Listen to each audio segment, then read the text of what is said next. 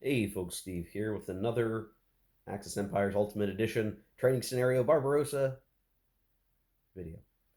Um, this is going to be part two. We'll see where we get. I'm not going to put the turn numbers in the video titles for this one just because I don't know where we're going to end up. We're gonna fumble our way through plenty. In the last video, we did a lot of the preamble steps of the turn for the Axis, the seasonal card stuff. We did support placement and talked through all of that. We've done the reorg segment. Now I will thank Musterman is the user. Not sure if I'm getting that right. I don't know. Pointing out that okay, maybe some of the Soviet conditional event stuff is supposed to happen at the end of a turn, even though it kind of doesn't matter. So okay, maybe that's my bad. I think somewhere in the verbiage of the rule books it uses the word immediately, and so I acted that way. But if it's you're not supposed to do that till the permanent conditional events phase, I guess that makes sense. I guess that makes sense. But to the point made, it doesn't really matter right now, so that's all okay. It was also pointed out, say, hey, why don't you make the uh, extra HQ? And so I did. Okay, I fixed that. I replaced one of our infantry units with an HQ. I guess it sounds like the HQs are really important in this game. I suppose they ought to be, right? So that was my bad. I was just more looking to get units on the board, but uh, absolutely correct. There was a HQ to use, and I should use that, and I'm going to go ahead and do that. It was also pointed out that that armor unit we talked about not being able to build up. We're not going to be able to build it up because we don't like it is intended to be in North Africa, which is what I was assuming. Um, but because it gets played on the Operation Barbarossa card, uh, and at least I don't think there's any special rules around them. Yeah, I mean, like I don't see anything there. Excuse me. My base assumption right now is just okay. If we build up that HQ, that's up to us. And if I want to house rule it that HQ should be in North Africa, okay. But because it's on the card and we played the card, we do have it in the force pool. Um, I mean, it's not like our minor nations didn't have some of their own, headquarters infrastructure. They're not that they're great. They were great or anything, but we can bend that around any which way we want. I'm not terribly concerned with that. So yeah, so just those are the couple of fixes or modifications I need to talk through, or things that were mentioned that were accurate. I'm sure there's going to be other comments on the previous video that I will not see or have not been submitted by the time I'm recording this, so I'll have to pivot along the way. So we're going to start off this video with operational movement, and uh, again, in talking about the convoy stuff. It was also mentioned like, oh, you can't put an Axis convoy in the Black Sea for reasons. Okay, granted, there's not much reason to, because all we can really do with a convoy is try to ship from friendly port to friendly port. And right now, anyway, because I don't think Bulgaria is in the game in this scenario, we could ship something from Constanta and Romania to somewhere else, but there's nowhere else to go. Now, the Baltic, however goofy that may be, uh, I think we're totally good to go there as the Germans. It might be a dangerous sea zone for the Soviets. Unclear. Still learning this part. I don't think it's going to matter for this scenario very much, but I think the convoy is there that if we wanted to ship a unit from Stettin or Danzig or Königsberg or something to Finland to help out the Finns, we have the marker to do that with. I do not see a reason to try to do that this turn. So we're gonna keep our our unit safe and sound, And then likewise, I guess the Russians could conceivably use their troop convoy or their convoy to ship stuff through the Black Sea from Sevastopol to Odessa or somewhere else, not terribly needed right now. So if you're wondering, hey, you talked about the convoy markers and you didn't use them, well, I couldn't find a really good use for the convoy markers yet, so that's why we're not using them. We'll hold them in reserve, keeping in mind that if we do use some of our assets like that, do you want to risk the chance of not being able to use them for a while with the delay marker? That's a whole part of the trick. Of course, this scenario is not terribly long, so anything that is on the terrain or delay box, there's going to be some cases where we might not even get to see the unit get deployed if we roll very high.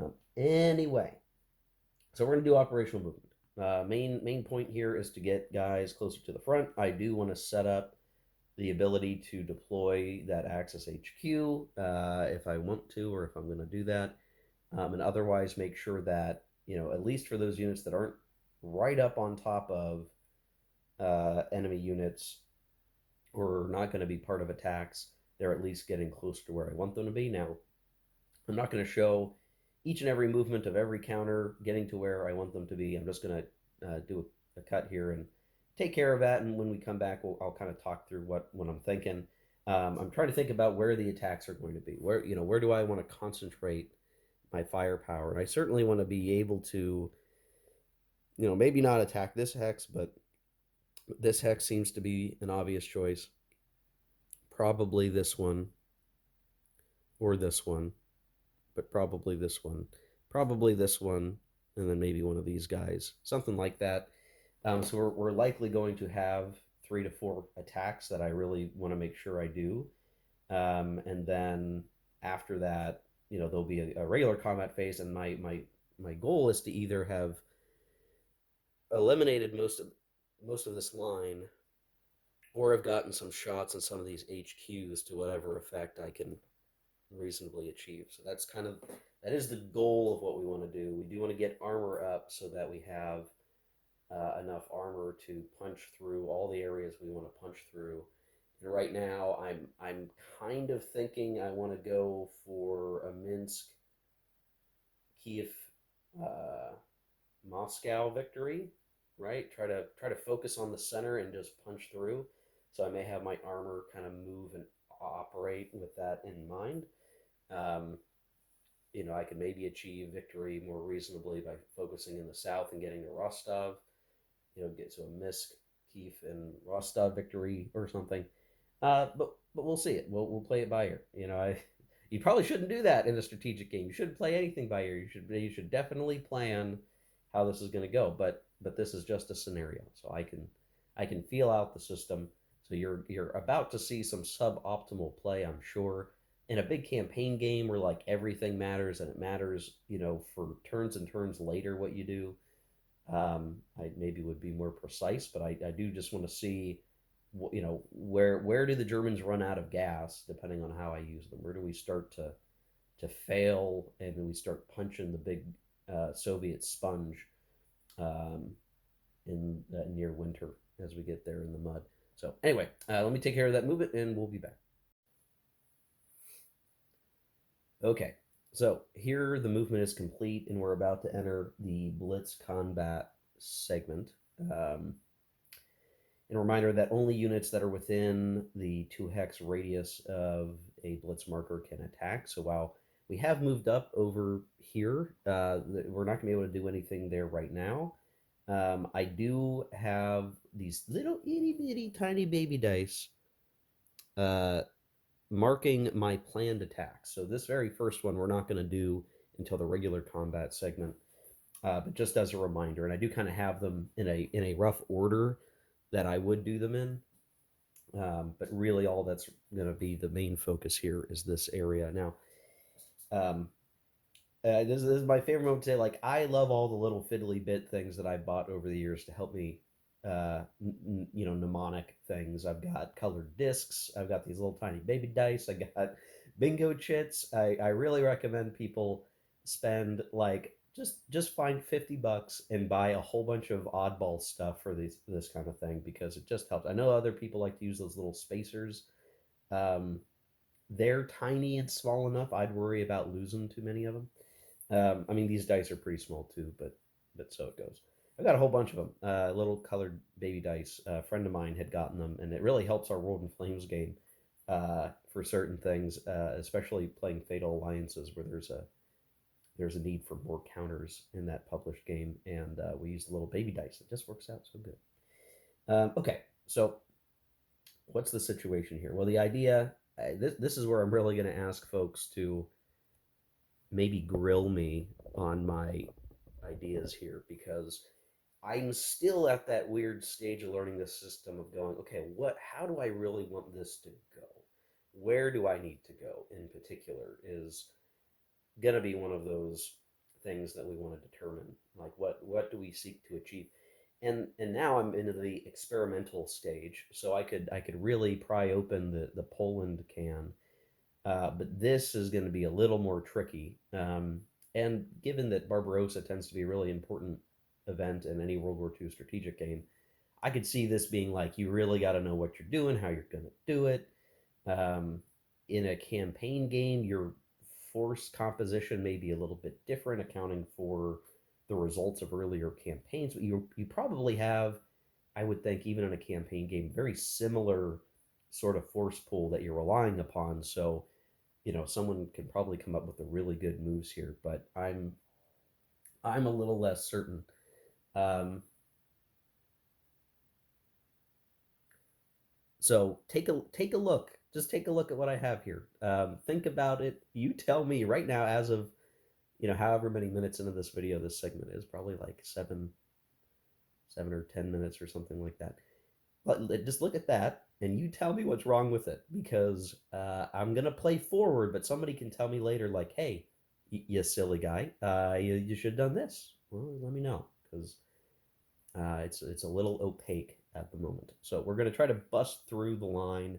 If we can eliminate a lot of steps and strong attacks, we're gonna do that. We're gonna make sure to use our armor to get into a good position where we can later either seek to do overruns or get near the HQs and kind of hurt the HQs that way. We are going to have to worry about the HQs being involved in defense. I'm going to have to like reread those rule sections to make sure I get it right. We'll be applying our own HQ benefits, but truly the objective here: break the line, force the Russian units to retreat into either the Pripyat marshes, where they will be likely out of supply. If we can make it that way, help make it that way. Um, and in some cases, they'll probably be in supply, but we'll try. And otherwise, put units in a weird retreat path where they're going to have a hard time getting out of it, or maybe get cut out of supply later, and we can mop them up. There is no attrition in this game, like removing steps attrition. I read all the original designer notes that someone posted in the comments of Board Game Geek, and I get the thinking there. So, like, if we want to eliminate somebody surrounded, we are going to have to commit forces to reducing a pocket. If we create a pocket, we must attack to reduce the pocket. It will not be done for us. So we need to think about that as well. I'm set up to probably create a couple of pocket areas, and we'll need to make sure that I very intentionally work to eliminate those guys. I am regretting a little bit not breaking down some of these forces, but we'll see how it goes. One last thing, and this is really more for just the long term planning of how units are going to move over time. I'm going to call it out now because I'm trying to think through it. As we advance into Russia as Germany, we're going to keep an eye out for the cities. And as I'm like poking around trying to find like where are the nearest cities, so Odessa is a city, Dnipropetrovsk is a city, Kiev's obviously a city, so is Minsk. Let's see. Obviously, Riga is. We start looking at these areas and understanding why it's important for them. Is that's where reinforcements will come in. Now, reinforcements for the Russians will also be able to come in on HQs in their home country. so we need to worry about that. But I want to keep an eye out for the cities because as we advance into them, we will need to make sure not to leave them empty behind us because the definition of control in this game, as opposed to many other games where so long as you've passed through the hex with a supplied unit, you control the hex behind you. That's usually how it works. Well, here you actually do need to have either a unit, a logistics marker, or a detachment in like city hexes to control them. And that's certainly what we're going to need to do if we want to keep Russian reinforcements from appearing in our backfield and to make sure we have nice, clean, safe supply lines moving forward. So just to call it like if we get through into these areas, even on the next turn, I'm not going to completely vacate them. I'll need to drop detachments there, which are a part of the reorganization segment. So just a heads up there. It might not matter for this turn, but on future turns, like be needing to leave a core behind in a hex that has enough movement to move forward. I need to keep it in the city, wait for the reorg segment, drop a detachment, and then be able to move on. And you can see we're going to need to do that. For Rostov over here, Tula is that way. Smolensk, Kalinin. Um, let's see, is this one? No. So things maybe get a little bit better. That's a city. That's a city. That's a city.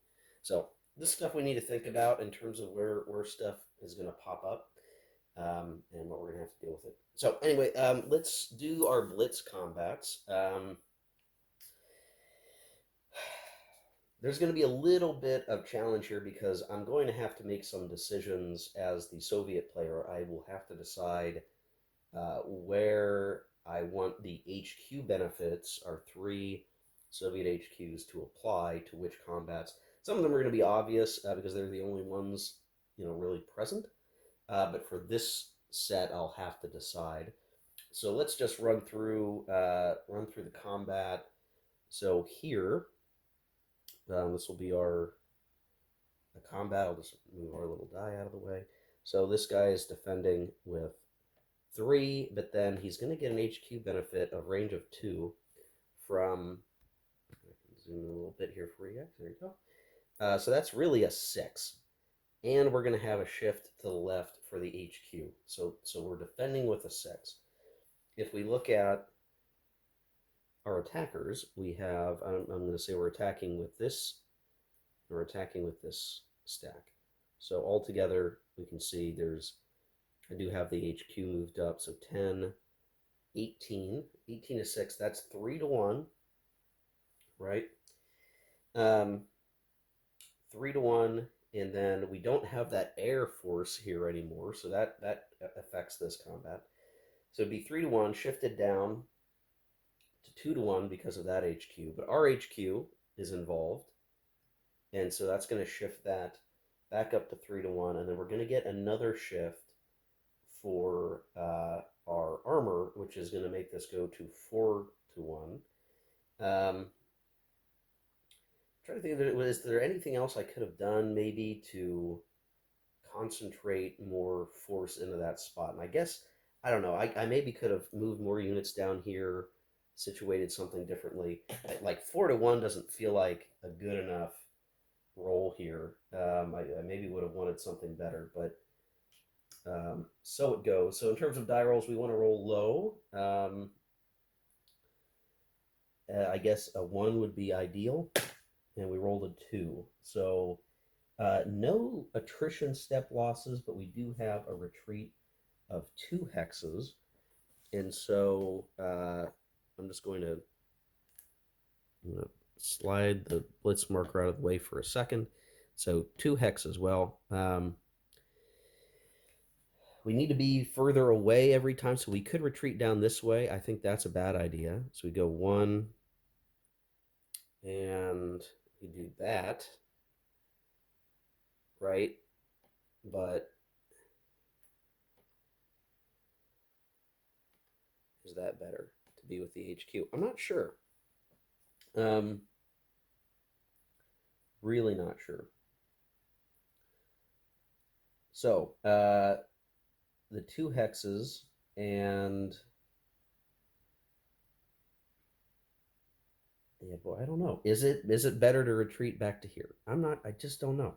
They're not in violation of any stacking at the moment, so they're perfectly safe for for this moment. But we'll see. So now we're going to do our advance after combat, and uh, what I can do, I can have these guys advance, and then um, let's see. I maybe don't want to do that, but I can do this. I'm not too terribly worried about this guy attacking here for the moment. I mean, if the Soviets want to try it, they can. We have enough steps in that HQ. I'm not terribly worried about it. And we're leaving Lublin open, but we're cutting deep into this spot here, and we're projecting Zox now into some of these hexes, which are going to be cutting units out of supply. That's sort of the main thing. We're starting to put pressure now, and I'm reasonably happy with that. Though again, I'm like, well, if I go into the regular combat phase, we're going to be going 8 to 6, and that's not very good, really at all. So maybe I could have done something different or better here, because I'm not sure I'm going to want to just have my Panzer army attack this hex uh, with that amount of strength. And we didn't do any step losses, so I don't know. Did I do poorly here, guys? I don't know. I don't know. Hard to tell. Not sure. Okay, so let's look at this next one. So we're going to go here. And this one against this hex is pretty potent. We have two Panzer armies and a regular army, so 14, 22. The river won't matter because we're attacking from a hex side that doesn't have a river line. Let's see. We're not going to have a shift. So here's the question: does the oh wait, 1, 2, yeah, he's actually out of range, so we can't use him.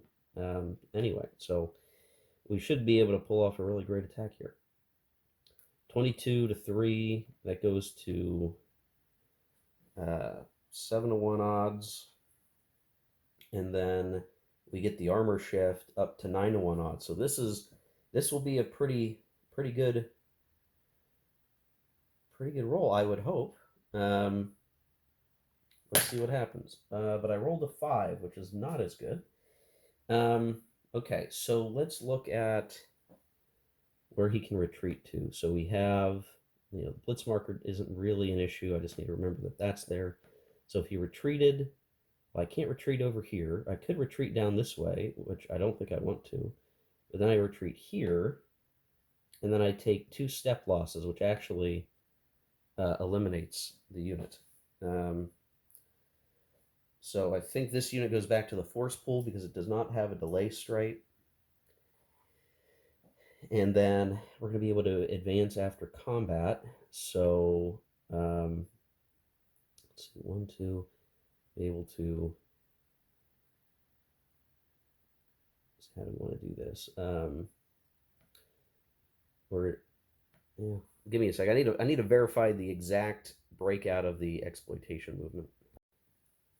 Okay, so we can advance and then move that far. So this would be basically just to show like advance, and then we would advance and go 1 more, and then advance, and we'd go 1 more, like so. I don't think we want to. I guess we could go in there. I don't think it's useful to try to go into the swamp at this point. So just to keep everything neat and tidy, I guess I forgot to put my blitz markers back. Though the blitz markers really won't matter here much more for a second. So now we're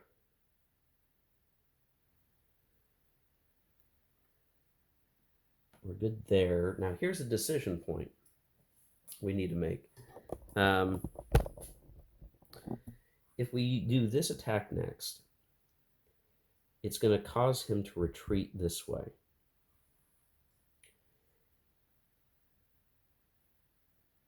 So I do actually think the next attack that we want to do should be here, so that we cut off the ability for this attacks, which I'm just going to be doing with this HQ and this unit attacking here. Keep them from being able to retreat and take the step losses no matter what. So I think we're going to do this one next, actually. So I got my order wrong as I'm discovering how this is going to all work. Okay, so we have 6. We have another 6, so 12, 20. We're not going to have a terrain modifier. So 20 to 3, what is actually 20 to 6 because the HQ. Oh, and you know what? I think I forgot. No, wait, no, I didn't. I think we're good. No, we're good. Never mind. I'm going to keep going. We are going to have HQ.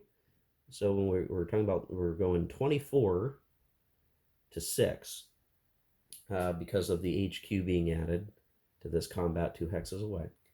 So 24 to 6, that's 4 to 1. The HQ shifts cancel each other. And then we get 2 shifts, one for the Air Force and one for our armor in a blitz combat. And that puts us on the highest chart. So roll the die. I rolled a 2. So there's going to be a retreat of 3 and then a step loss. So can't retreat this way. So we're going to go 1. Let's see. Okay, we've done 1 retreat. We've got 2 more hexes of retreat. I'm going to mark this.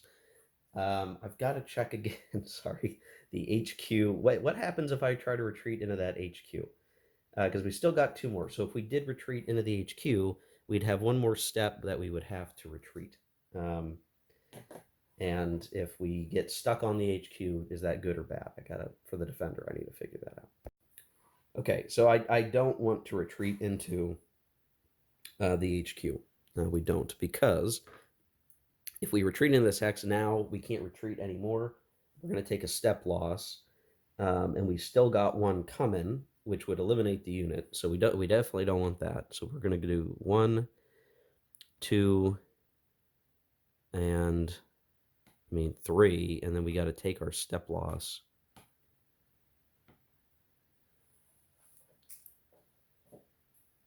And now we have our exploitation. So here we got to be a little careful because there are supply concerns that we do actually need to pay attention to. So, like if I move here and I do that, like that's okay. But I don't want to leave this hex because now we've got supply issues if I do. So I think this is, I don't know, or maybe I do this.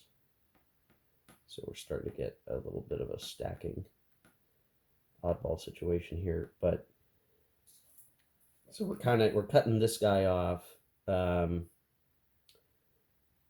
We're projecting a Zoc into here. We're projecting a Zoc here, so these guys are wrapped up. We're adjacent to the HQ for the next combat round, for better or for worse.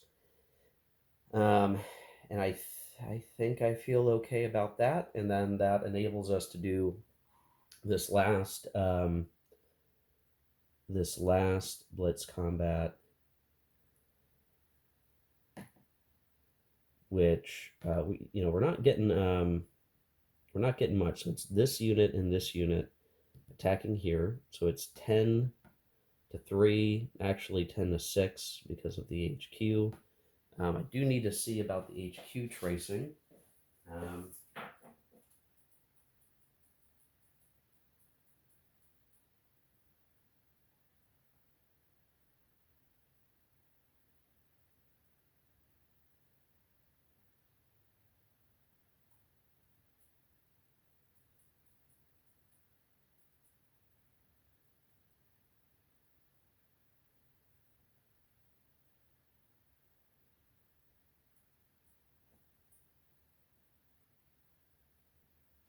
Okay, yeah, there's nothing keeping us from making that trace. So um, it's 10 to 6, uh,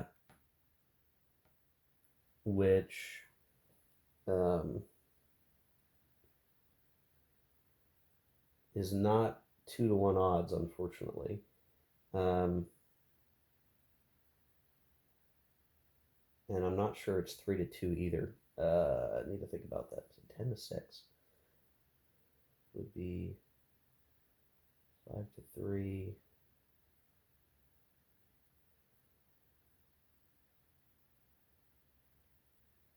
I can't do math right now. Anyway, it's early morning for me, guys. Um, keep in mind we're shift to the left, offset by shift to the right, but we do get the Air Force shift to the right. So there's gonna be one shift to the right. Um,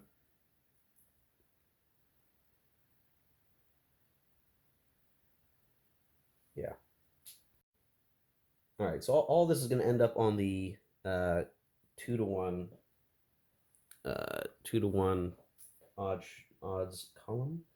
The main thing being, if we can cause any retreats, they've got nowhere to go. So we rolled a 2. That's a DR1. Well, unfortunately, I guess they do have one place they can go. So they can go here, and that's that's it. So um, Zocs are a problem for those units at the moment, and that's really it. Now, I don't think we need. I don't think the blitz markers are going to matter now, so I am reasonably confident we can just take these guys off.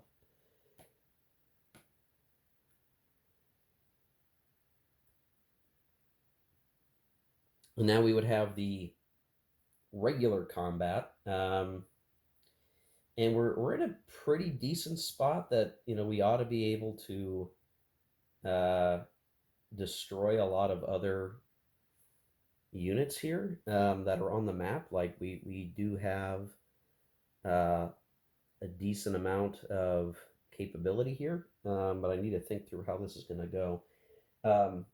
So regular combat. So let's just look at the map situation here.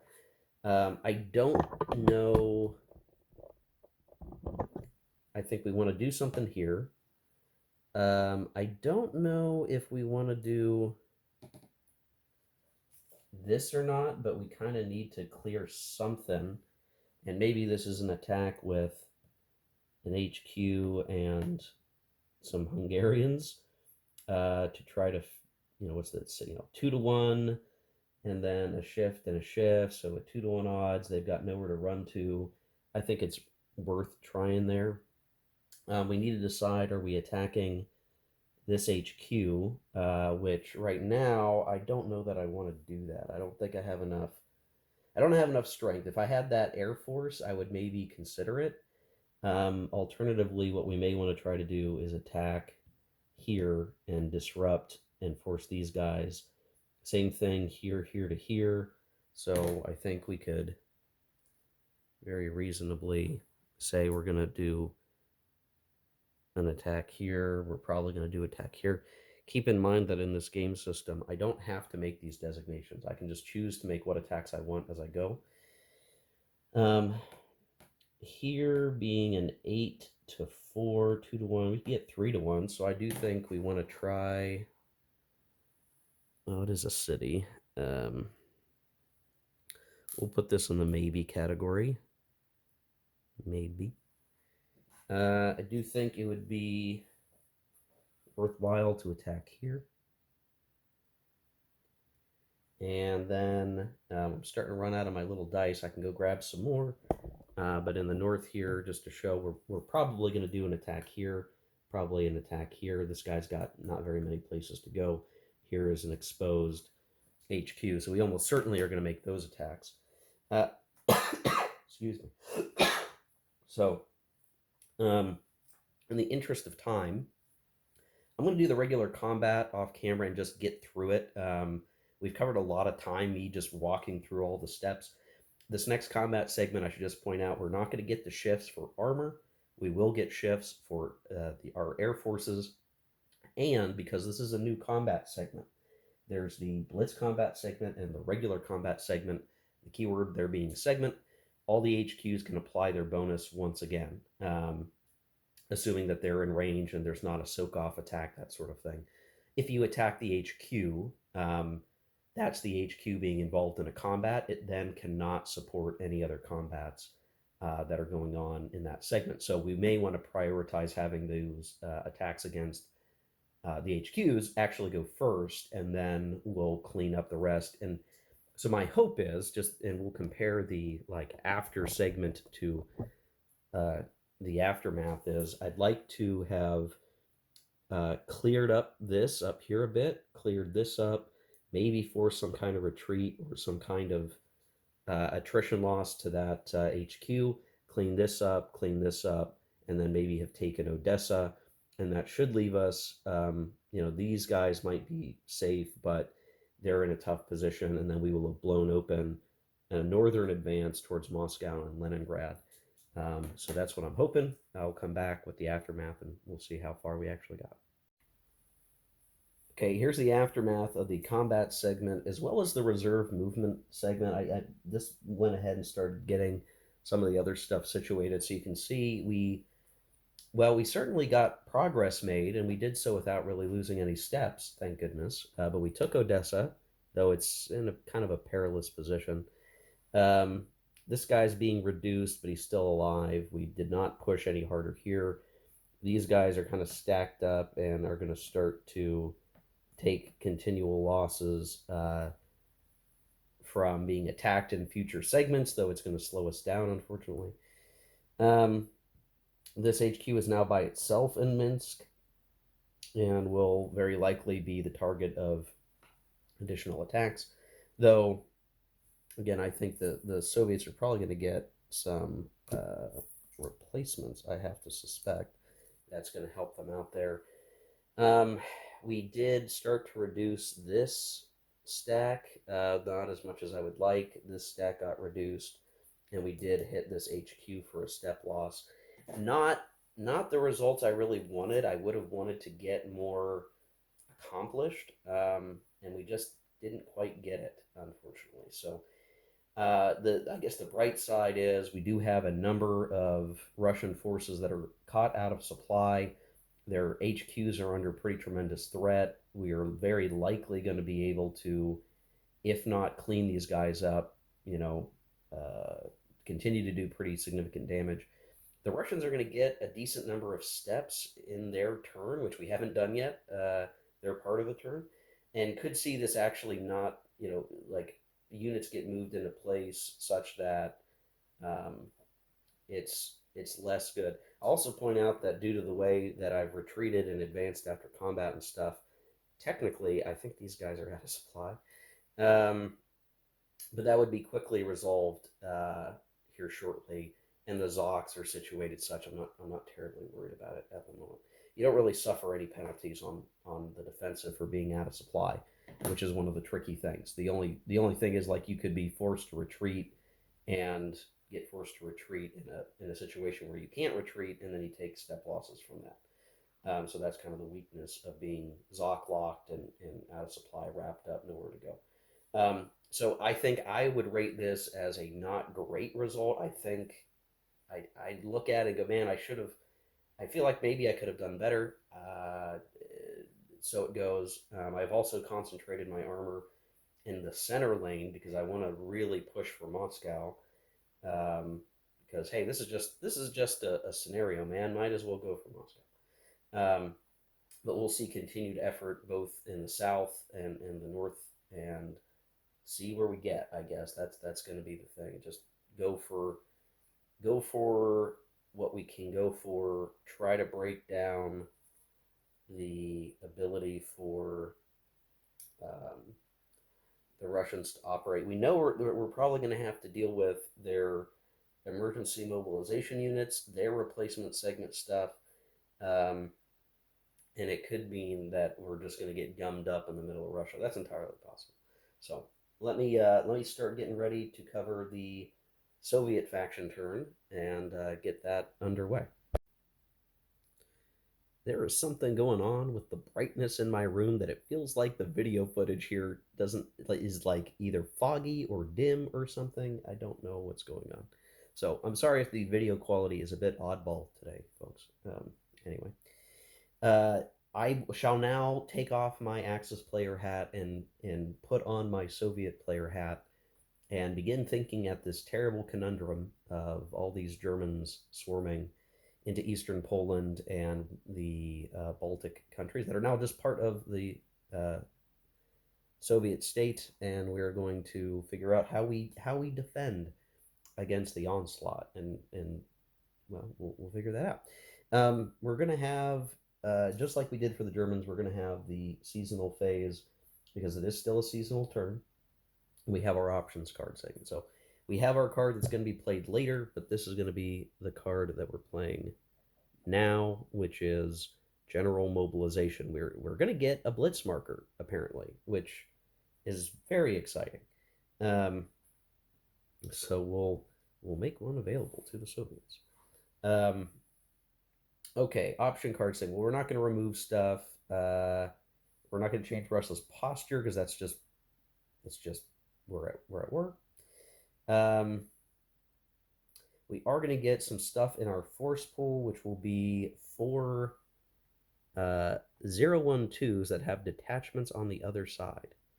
So do that. And then we're going to have replacement segments where we're going to have eight infantry steps. And then uh, for the conditional events segment, if Russia's posture is war, which I think will be the case, um, then we're going to get even more stuff. And just to show, I guess I didn't show this in the last one, there is some flavor text at the bottom of these cards. Germany makes a major assault on Russia. Okay. And then for this is the war with fascist Germany cannot be considered an ordinary war. It's not only a war between two armies, it is also a great war of the entire Soviet people. Well, there you go. So we're calling everybody up. So that's the card. Now I'm going to have to, what I'll do is, as I look at this, we're going to go put the units in the force pool, and then we're going to get our 8 replacement steps deployed onto the map. I'm going to do all that off camera. Should be reasonably straightforward. And then we'll look at the support segment. The Russians at the moment have a troop convoy, same as the Germans, that I really don't see much use in trying to leverage. And so we'll probably be able to move through this turn pretty quickly. So let me take care of that administrative stuff, and we'll come back for more. But yes, general mobilization, uh, important, important.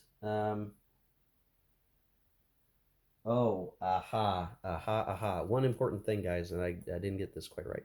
That conditional events segment, which is something that happens at the end of the turn, before the end of the turn phase, is when these steps would be received, I guess. So I'm gonna have to look at that, make sure I do this in the right order, um, and it could be that we get those steps every turn during this season. That's the stuff I'm trying to figure out, and I want to get right, but I'm worried that I'm not. And we'll see what happens. Yeah. Okay, here we are after placing our replacements. Placing our replacements. Key thing here being that we can leverage our HQs as additional places to put steps, and so we're trying to add stuff back where we can. I didn't see any restriction on placing replacements in valid locations in a ZOC, so I assume that's still okay. Um, as best as I can tell, it is. So we've added those infantry steps. Again, we don't get the armor or the other 6 steps that come from our conditional event segment thing until the end of the turn, basically, or the end of our set of activations. So we're at the end of our player turn, so we aren't going to get those now. Something to keep in mind is that the conditional event segment stuff, as I mentioned before, I think I did, that we'll get those every turn this season for the Russians. So what will be very interesting to see is, can the Germans be eliminating 1 armor step and 6 infantry steps every turn. If they can't, then the Russians, despite whatever losses and loss of territory, will continue to build up steps and build up steps and build up steps, building out their force pool because whatever losses they take, they're gaining more than they're losing. So that's going to be part of the calculus, certainly on the East Front as we see things kind of break out. Um, but now with the replacements done, we're going to do our marker placement. The only support marker we really have to use right now is our blitz marker. So we need to think about like where are we going to put our single blitz marker? Where do we want to blunt the German spear to greatest effect? Where do we think we can concentrate our own firepower? And I think what we're going to do is uh, something like this, maybe. So right in this area here, or maybe I should do try to get as many. Maybe if I move some units forward, I don't know. This is kind of the tough thing. Where can we reasonably try to counterattack? I guess we could maybe even do it right here, and then we've got this whole little area in the north. That seems to be where a lot of the major attempts and fights are really centered around. So that'll work. The one challenge is going to be, as I look around the map, that the Russians really don't have much in the way um, of armor to use for blitz shifting. So this is really just where do we want to have multiple attacks more than anything else. And the other thing is we've not moved our planes from the German side, because they only go back off map in the return to base phase. So those units are still right where they are at. They'll actually provide the Germans defending column shift, a benefit to the defender. Um, so a little tough to figure out like what is actually going to be achievable here, and I don't know. We want to try to maybe do as much damage to the armor steps as we can, so that we can you know limit their ability to push quickly into the area near Smolensk and Moscow, probably. Whether or not this is good play, I have no idea, but that's the thinking here. So that's where the blitz marker is going to be. And then what I'm going to do, I'm going to take a cut here on recording. We're going to do the reorganization segment. And in some places, that is going to mean building up to a two-step unit here in Kiev, for instance, building up some step losses in other places that we've seen and experienced. Um, so that'll be straightforward. And then we're going to do operational movement. So I'm going to do those two things, reorg, operational movement. We'll return and we'll see kind of what's the map position at that point, and uh, go from there. Um, yeah, I may make an adjustment to that blitz marker after I kind of see what I'm actually going to try to do. And I'm going to allow that for myself because I more or less did that as the Germans, right? Just like where did I actually want to put that blitz marker? Ordinarily, in an opposed game, you really got to be like, this is where my blitz marker is going. I'm going to give myself a little slack here exploring the system. So let's see where the Russians try to get to here on the map. Okay, as you can see, we now have some two-step forces on the Russian side after the the recombination force here in Kiev. I've also pulled around some forces. There's no save in this guy. There's nothing I can do. Keep in mind that when your forces are out of supply, they cannot move in the operational phase. So these guys are stuck. I don't quite want to try to put units at risk trying to get him out, but we've pulled back our HQ. We've got some forces in here holding the line and putting him in a more safe position.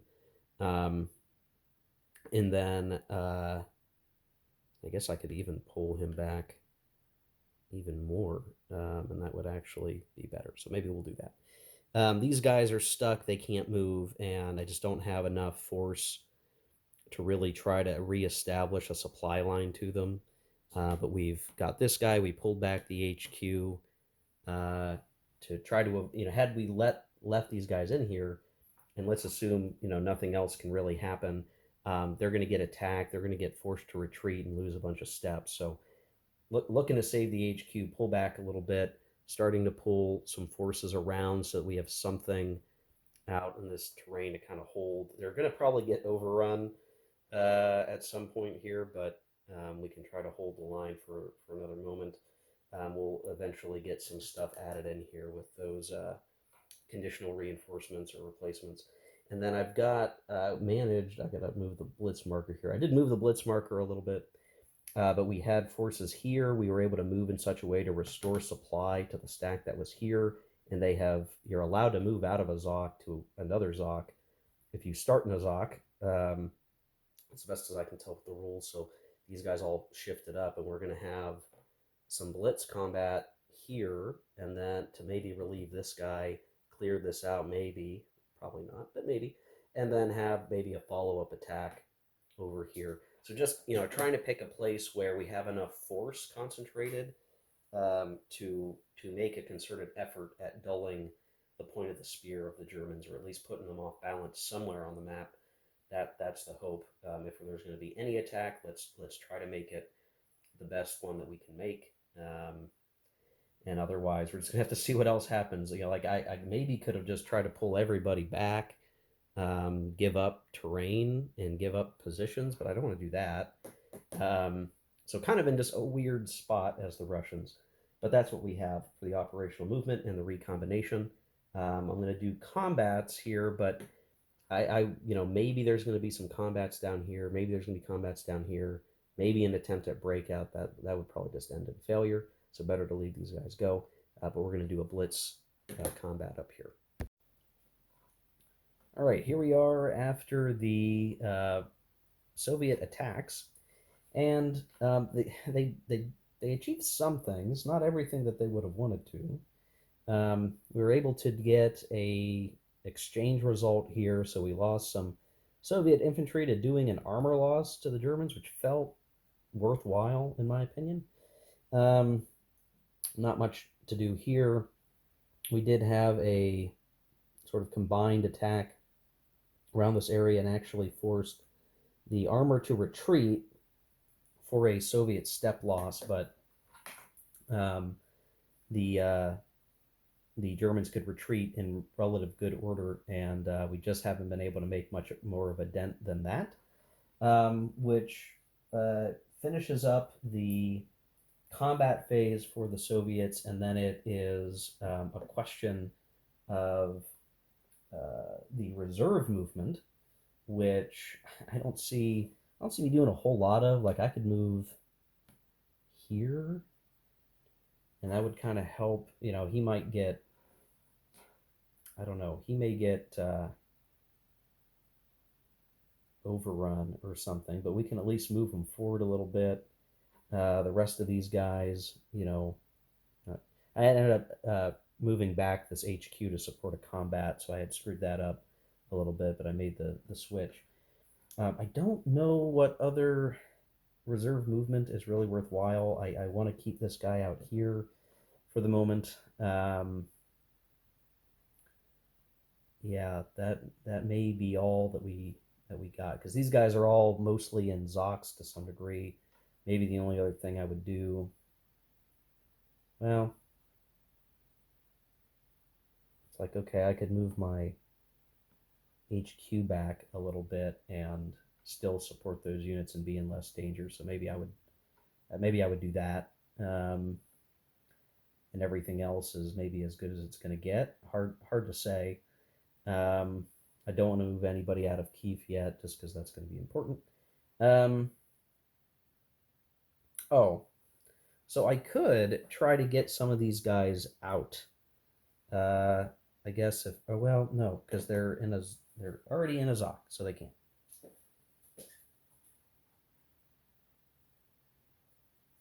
Can't move out of an enemy Zoc. Yeah, so they're stuck. They're still stuck. All these guys are stuck. So that would be it for the reserve movement, I guess. Just moving some stuff around, and then let's see. I guess we would be getting to the uh, administrative phase where, again, if I double check a few things, are there any Soviet permanent events we need to be on the lookout for? I guess that's something we need to observe here. Take a look. Soviet permanent events. Conquered Soviet minor country reactivation. I don't think that applies. At least not yet. Um, Axis or Western minor country liberation.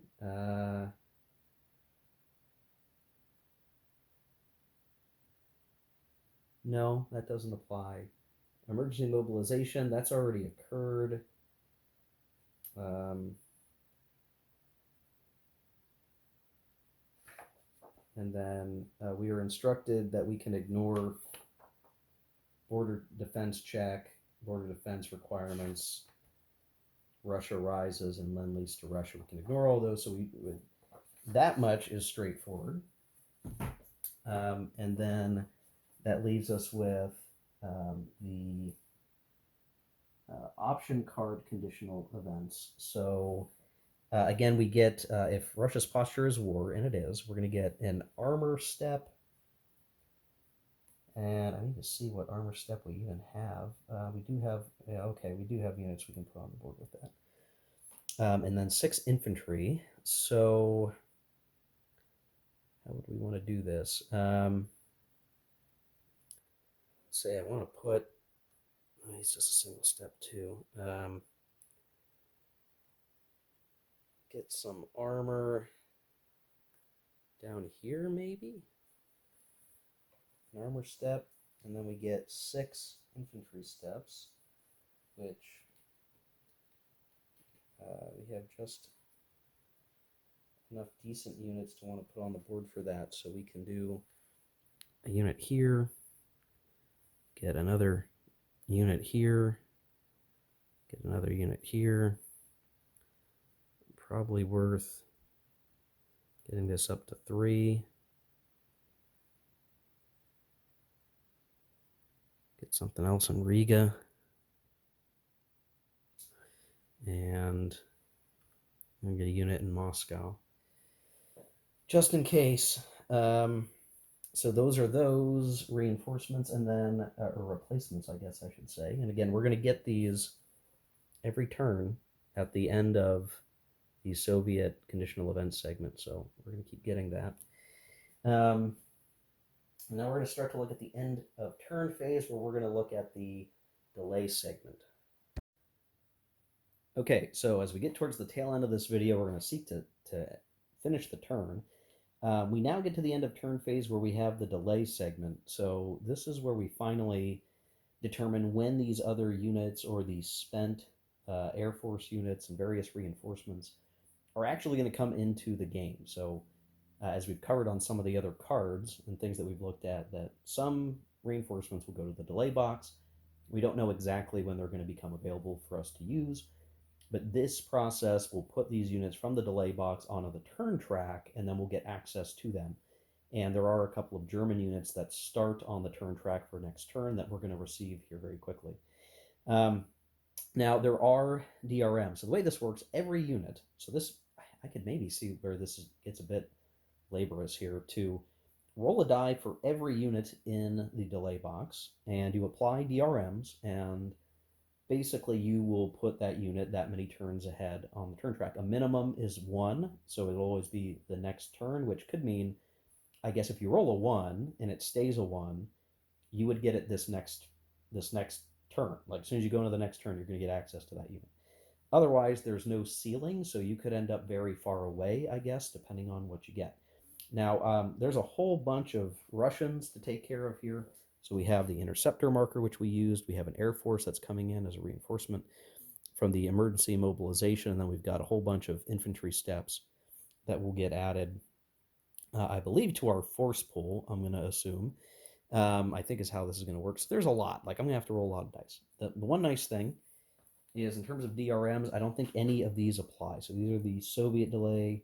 If there's an Allied Crusade VP marker at a certain level, then you get stuff back sooner. We call that the momentum of the war, as the Allies are retaking Europe from the Axis. There's a war production marker that could affect this. I do not believe it is in play currently. There's things that are harmful, like German jet fighter production would impact things if it's in the strategic warfare box. Ural bombers in the strategic warfare box, other bombers in the strategic warfare box, and best as I can tell, there's not really much more to put in the strategic warfare box, at least for now. This is pretty empty, all except for that minor production marker. So as it stands for the Soviets, we're really just going to be rolling dice. For the three things for the Germans, when we look at the German DRMs, and say, well, the number of VPs in the box containing the Axis tide marker. Well, we do have an Axis tide marker. And it is currently in a box that says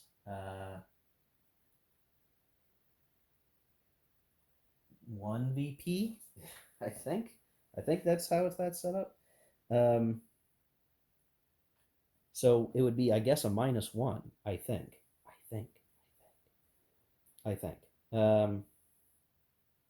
I could be getting that wrong. Because I guess there is a victory. I think through this for a second.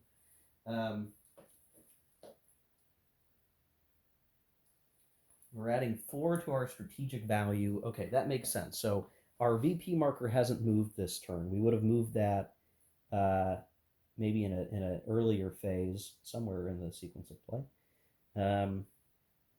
But we haven't taken any strategic hexes from the Soviets yet. So that's what would help. If we start taking strategic hexes, that will shift our strategic value, which will also help our victory point rating and would affect this roll. So for the time being, the Germans get a beneficial -1 to their die roll.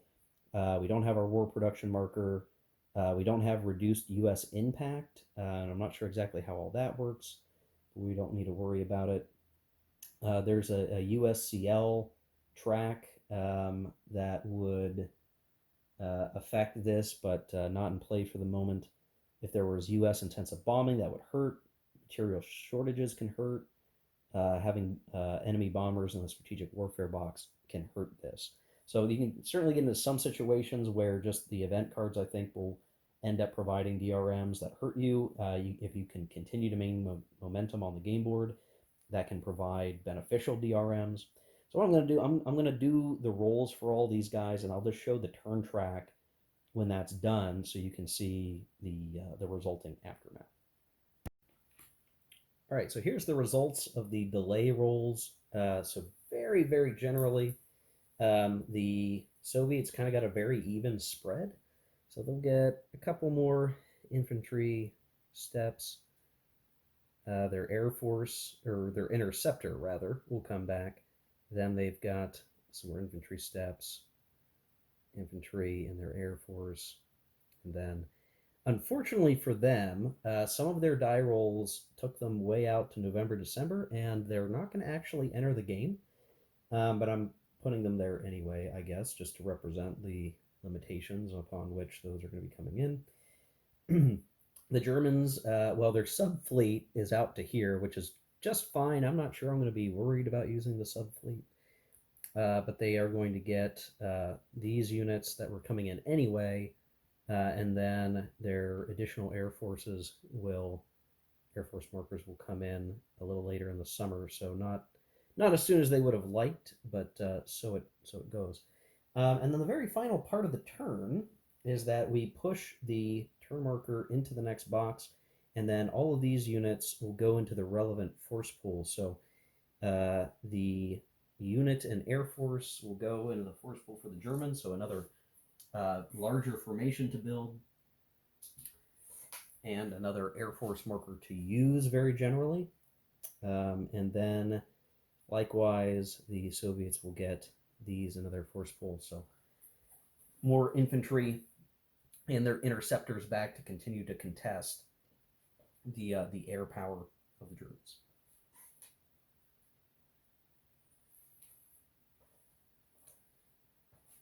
Now, we've still not returned to base the other air forces on the map for the Germans, so this really will just amount to more air coverage, I think. I'm not exactly sure how the return to base stuff is going to work, which we will cover in the next video, because I think we're already at a really good place as we get back over here to the whole show. So was that a super effective start to Barbarossa? Probably not. I think the Soviets are doing what they can within reason to try to slow things down.